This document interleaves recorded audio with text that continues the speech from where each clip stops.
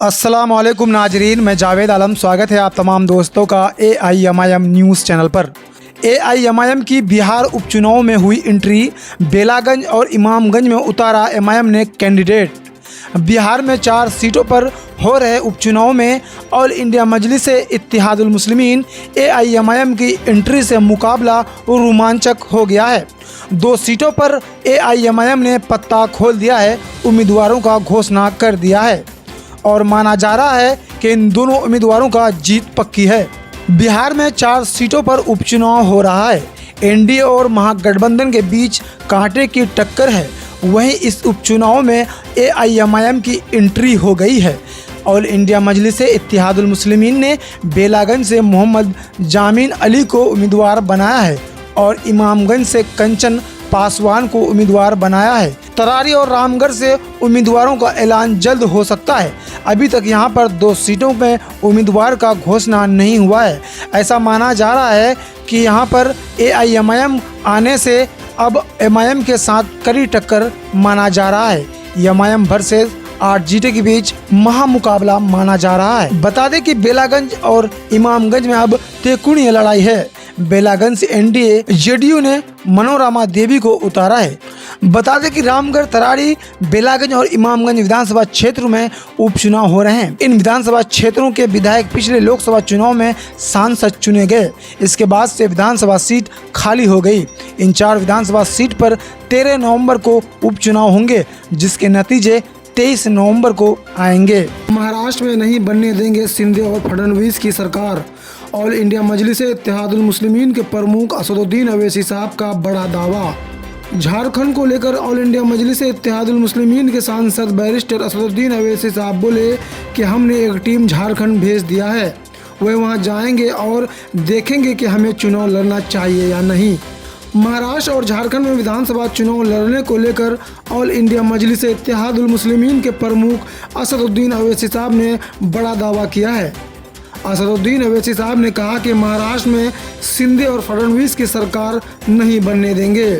असदुद्दीन अवैसी साहब ने कहा कि महाराष्ट्र में हमारे पूर्व सांसद इम्तियाज जलील ने नाना पटोले और शरद पवार को पत्र लिखा है। अब उनको सीटों को लेकर फैसला करना है। आगे ऑल इंडिया मजलिस इत्तेहादुल मुस्लिमीन के सांसद बैरिस्टर असदुद्दीन अवैसी साहब ने कहा कि महाराष्ट्र में हमारे पहले से मजबूत राजनीतिक उपस्थिति है, इसलिए हम चुनाव जरूर लड़ेंगे। महाराष्ट्र के लिए हमने 5 उम्मीदवारों की घोषणा की है। हमारे पास पहले से ही महाराष्ट्र में 2 विधायक है। हमने चुनावों को लेकर मराठा आरक्षण कार्यकर्ता जराएंगे पटेल से भी बात की। अब उन्हें फैसला करना है। उन्होंने ये भी कहा कि कांग्रेस को हरियाणा चुनाव आसानी से जीतना चाहिए था, लेकिन वे ऐसा नहीं कर सके। उन्हें आत्मनिरीक्षण करना चाहिए। वहीं झारखंड को लेकर असदुद्दीन अवैसी साहब बोले कि हमारे पार्टी के झारखंड भेजा है। वे वहां जाएंगे और देखेंगे कि हमें क्या करना चाहिए और कितनी सीटें लड़नी चाहिए, हमें चुनाव लड़ना चाहिए या नहीं। ऑल इंडिया मजलिस इत्तेहादुल मुस्लिमीन के बिहार प्रदेश अध्यक्ष जनाब अख्तरुल इमान साहब देखेंगे कि हमें बिहार उपचुनाव लड़ना चाहिए या नहीं। उत्तर प्रदेश उपचुनाव को लेकर असदुद्दीन अवैसी साहब ने कहा कि हम यहाँ डॉक्टर पल्लवी पटेल और अपना दल कामेरावादी के साथ मिलकर चुनाव लड़ेंगे। हम 2 सीटों पर चुनाव लड़ेंगे। उत्तर प्रदेश में 13 नवंबर को विधानसभा चुनाव होने जा रहे हैं। इस बार ऑल इंडिया मजलिस इत्तेहादुल मुस्लिमीन के सांसद बैरिस्टर असदुद्दीन अवैसी साहब की पार्टी ने भी मैदान में उतरने का फैसला किया है। उत्तर प्रदेश में होने वाले उपचुनाव में इस बार असदुद्दीन अवैसी साहब की पार्टी ऑल इंडिया मजलिस इत्तेहादुल मुस्लिमीन AIMIM ने भी लड़ने का ऐलान किया है। उत्तर प्रदेश को राजनीति की पाठशाला कहा जाता है। ये वो सूबा है जहां कन-कन में राजनीति देखने को मिलती है। एक बार फिर यूपी में उपचुनाव को लेकर घंटी बज चुकी है। 10 विधानसभा सीटों पर उपचुनाव होने जा रहे हैं। एक तरफ अखिलेश यादव है जो इंडिया गठबंधन के सहारे सभी सीटों पर जीत के दावे कर रहे हैं। वहीं दूसरी ओर बीजेपी हिंदुत्व के मुद्दे पर PDA में सेंधमारी का प्लानिंग पर जुटी है। लेकिन अब इंडिया गठबंधन के वोट बैंक में सेंधमारी की तैयारी में कुछ दल जुट गए हैं। हाल में लोकसभा चुनाव में इंडिया गठबंधन यूपी में हिट रहा था, लेकिन इस बार नतीजे क्या होंगे ये देखने वाली बात होगी। अखिलेश यादव दावा कर रहे हैं कि PDA सबको साथ लेकर चलेगा, लेकिन ऑल इंडिया मजलिस इत्तेहादुल मुस्लिमीन AIMIM का चुनाव उतरने का ऐलान। ऑल इंडिया मजलिस इत्तेहादुल मुस्लिमीन के सांसद बैरिस्टर असदुद्दीन अवैसी साहब ने दावा किया है कि हम उपचुनाव के 10 सीटों पर अपना उम्मीदवार उतारेंगे। शौकत अली साहब काफ़ी डीपली काम कर रहे हैं। अब देखना दिलचस्प ये होगा कि असदुद्दीन अवैसी साहब इन 10 सीटों में से कितने सीटों पर अपना उम्मीदवार उतार रहे हैं। क्या महाराष्ट्र चुनाव में साथ होंगे असदुद्दीन अवैसी और उद्धव? संजय रावत बोले ऑफर आता है तो चर्चा करेंगे। ऑल इंडिया मजलिस इत्तेहादुल मुस्लिमीन के सांसद बैरिस्टर असदुद्दीन अवैसी साहब ने कहा कि महाराष्ट्र में हमारे स्ट्रॉन्ग प्रेजेंस हैं और हम मजबूती से वहां चुनाव लड़ेंगे। महाविकास अघाड़ी से गठबंधन के सवाल पर असदुद्दीन अवैसी ने कहा कि इस संबंध में पार्टी के प्रदेश अध्यक्ष ने शरद पवार और नाना पटोले को पत्र भेजा था, जिसका कोई जवाब नहीं आया है। महाराष्ट्र चुनाव को लेकर सियासी दलों ने अपनी तैयारियां तेज कर दी है। ऑल इंडिया मजलिस इत्तेहादुल मुस्लिमीन AIMIM के प्रमुख असदुद्दीन अवैसी ने भी कहा कि उनकी पार्टी मजबूती से महाराष्ट्र का चुनाव लड़ेगी।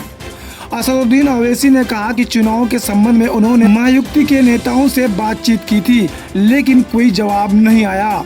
ऑल इंडिया मजलिस इत्तेहादुल मुस्लिमीन के सांसद बैरिस्टर असदुद्दीन अवैसी साहब ने आगे कहा कि हमारी पार्टी महाराष्ट्र का चुनाव मजबूती से लड़ेगी और हम उम्मीद करते हैं कि जनता बीजेपी और शिंदे को फिर से सत्ता पर आसीन नहीं होने देगी। आगे असदुद्दीन अवैसी साहब ने कहा कि हमने महाराष्ट्र में महाविकास अघाड़ी को लेटर लिखा कि हमसे बात करे और बीजेपी और शिंदे को रोके, लेकिन उनका जवाब नहीं आया। अब महाविकास अघाड़ी को तय करना है कि अलायंस होगा या नहीं।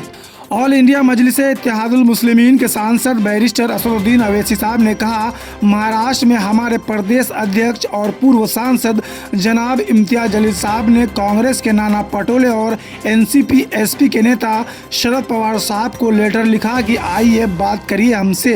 लेटर लिखे 1 महीना हो गया है। हम भी नहीं चाहते हैं कि महाराष्ट्र में फडणवीस और शिंदे की सरकार बने। हमने तो अपनी कोशिश कर दी है, अब उनको तय करना है। बाकी हमारी वहां पर मजबूत राजनीतिक पहुंच है। 3-4 दिन पहले इम्तियाज जलील साहब ने मराठा आंदोलन के नेता जराएंगे पाटिल से भी मुलाकात की थी। हम तो कोशिश कर रहे हैं, हमारे पार्टी पर जो लोग सवाल उठाते हैं अब उनको जवाब देना है। हमको तो अपनी पार्टी के लिए लड़ना पड़ेगा। ऑल इंडिया मजलिस इत्तेहादुल मुस्लिमीन के सांसद बैरिस्टर असदुद्दीन अवैसी साहब ने कहा, हमारी पार्टी ने महाराष्ट्र में 5 कैंडिडेट का ऐलान कर दिया है और भी उम्मीदवारों से इम्तियाज जलील और अकबरुद्दीन अवैसी साहब और जितने बड़े नेता हमारे पार्टी के हैं उनसे बात चल रही है। हम महाराष्ट्र का चुनाव भी लड़ेंगे और वहाँ 2 विधायक है। हमारी कोशिश होगी कि हम अपने विधायकों की संख्या को और बढ़ाएं। वहीं ऑल इंडिया मजलिस इत्तेहादुल मुस्लिमीन के सांसद बैरिस्टर असदुद्दीन अवैसी साहब के ऑफर पर शिवसेना UBT के सांसद संजय रावत ने भी प्रतिक्रिया दी है। जब संजय रावत से पूछा गया कि क्या महाराष्ट्र में बीजेपी को रोकने के लिए महाविकास अघाड़ी असदुद्दीन अवैसी की पार्टी से हाथ मिलाएगी, तो इसके जवाब में संजय रावत ने कहा कि अगर पार्टी में कोई प्रस्ताव आया होगा तो उस पर चर्चा होगी।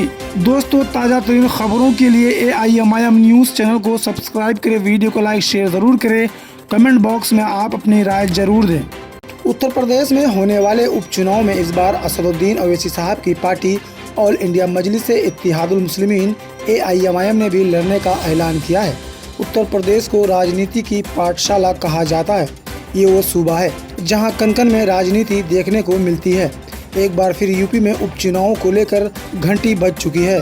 10 विधानसभा सीटों पर उपचुनाव होने जा रहे हैं। एक तरफ अखिलेश यादव है जो इंडिया गठबंधन के सहारे सभी सीटों पर जीत के दावे कर रहे हैं।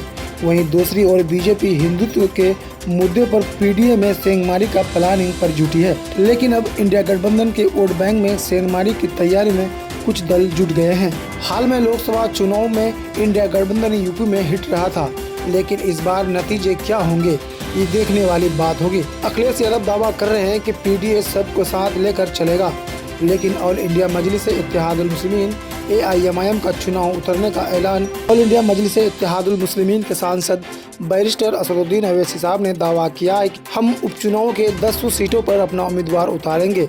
शौकत अली साहब काफ़ी डीपली काम कर रहे हैं। अब देखना दिलचस्प ये होगा कि असदुद्दीन अवैसी साहब इन 10 सीटों में से कितने सीटों पर अपना उम्मीदवार उतार रहे हैं।